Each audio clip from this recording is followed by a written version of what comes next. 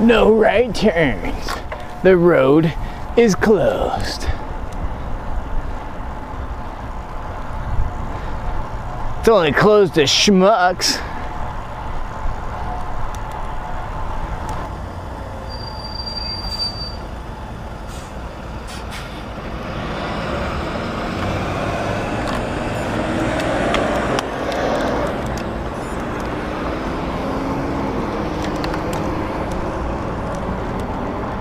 It's hot though, 96 right now, but it's a humid hot.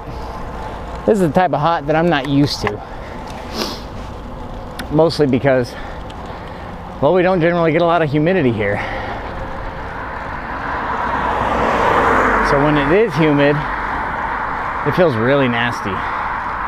You're just not used to it.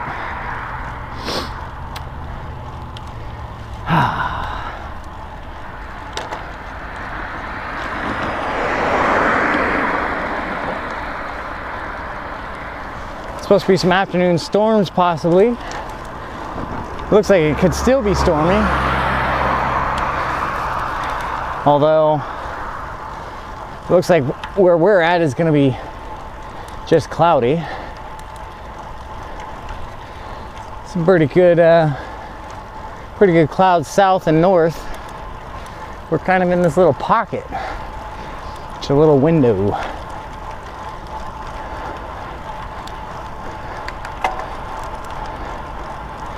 Curious if any of my other viewers, subscribers ever played paintball. I'm saying that clearly enough, right? Paintball, where you shoot each other with little gelatin-filled paintballs, or paint-filled gelatin balls, I should say.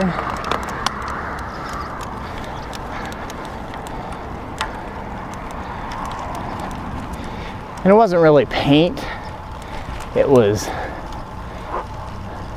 well, the fluid is actually a lot like detergent, like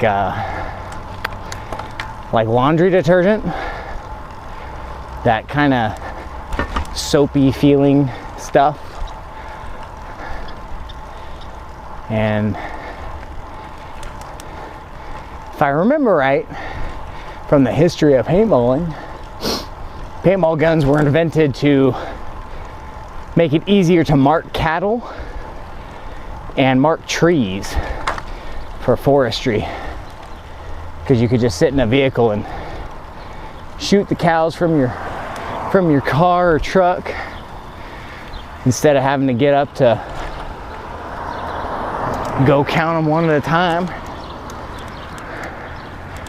I'm sure there's some animal rights activists out there who are gasping, oh no. Anyway, yeah, when I played paintball, this would have been mid-90s. See, I started playing when I was like 13, so that would have been 95, all the way up through the early 2000s.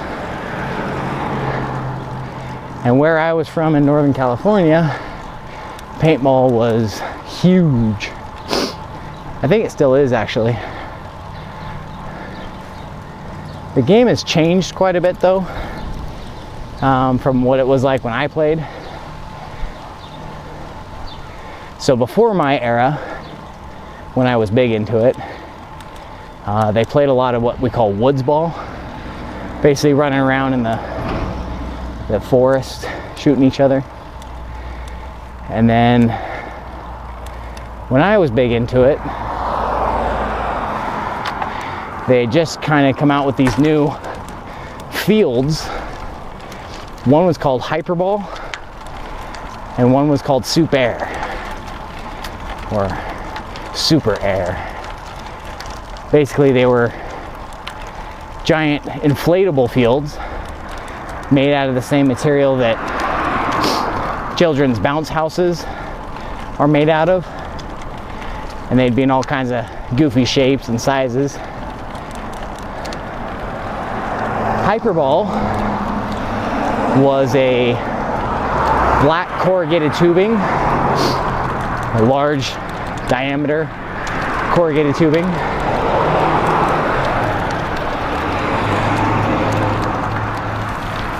Each type of field had its own unique characteristics to play on.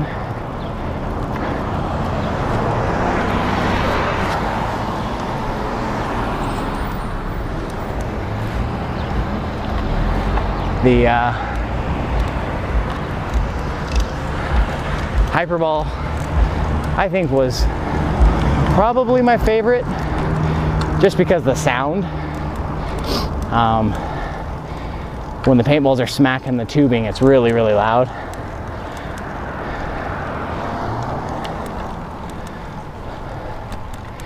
Soup Air was pretty loud too, though. It was more of a thud sound, thud, thud, thud, thud, thud, thud, thud, thud. Where the Hyperball created more of a crack sound.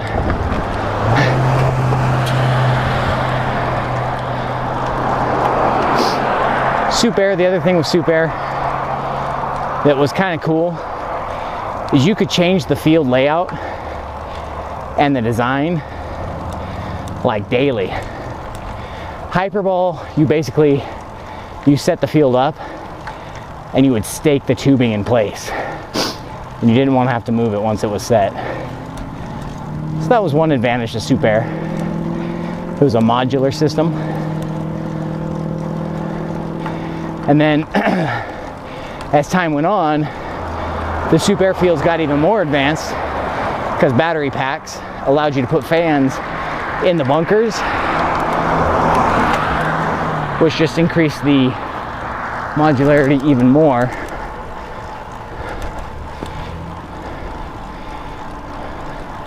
Basically, the way that it was in the beginning was there was a border of air that was fed by a series of fans, and those fans would pump the air into tubes that would run to, I guess you could think about it like yard lines, and then from the yard lines you would have little outlets that would feed the bunkers. This was good because you had one complete system that was running off of a single fan, but it was bad because if that single fan ran out of air, or ran out of power, I should say, you were kind of screwed. The other downside to the system is it created a lot of tripping hazards. Basically, you had these air hoses running all over the field to be able to feed the line of bunkers with enough flow of air to keep them inflated.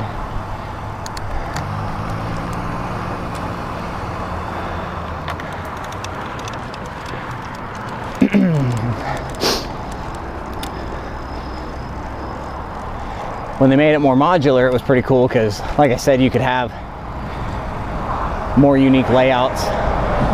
They weren't based off of the airports that were predetermined by the system setup.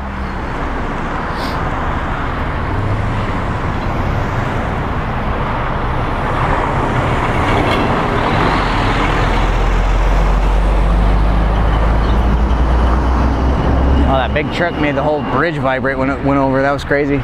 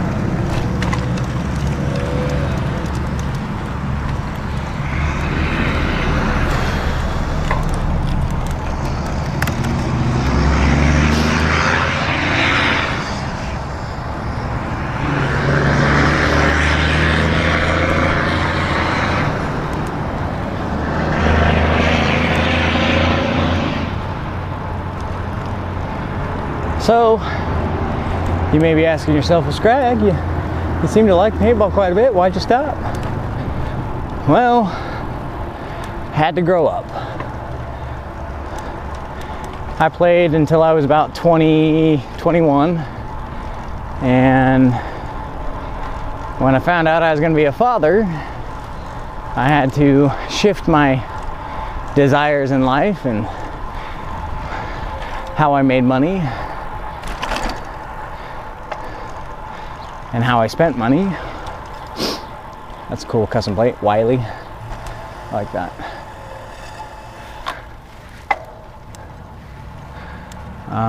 So, gave up the paintball playing. Paintball is very expensive if you're not aware. At the time when I quit playing, I was playing for a team that became pretty big. The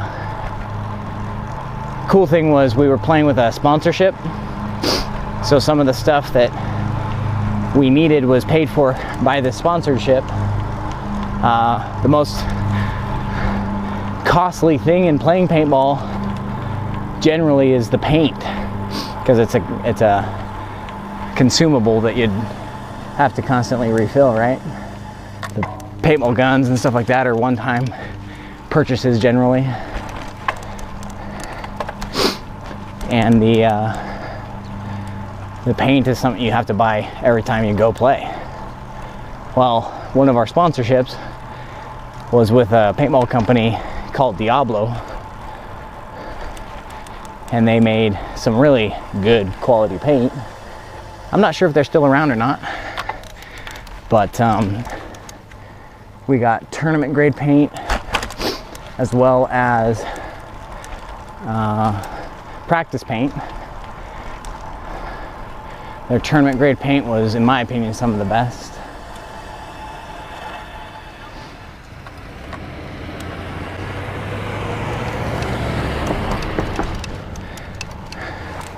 It was called Hellfire. And that stuff, I mean, it would stain like a mother, man. It was this super bright orange. You could see it all the way across the field when you whack somebody with it. But yeah, Diablo made really good paint, and when we got them as a sponsor, it made the cost a lot more affordable for playing as much as we played. You know, a lot of players that play paintball nowadays, they might buy a case of paint and it could last them either 1 or 2 days of playing.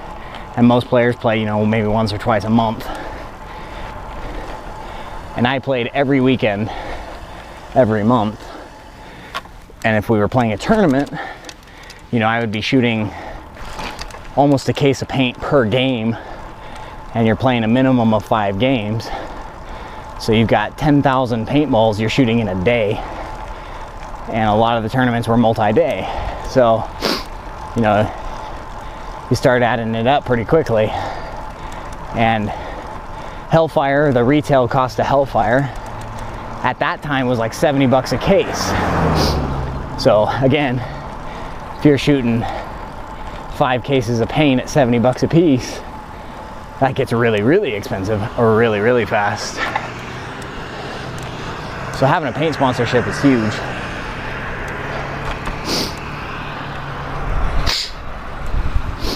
Anyway, guys, if you like this topic, I can always talk more about it. I enjoy talking about paintball. It's one of the things from my past that I had a lot of fun doing.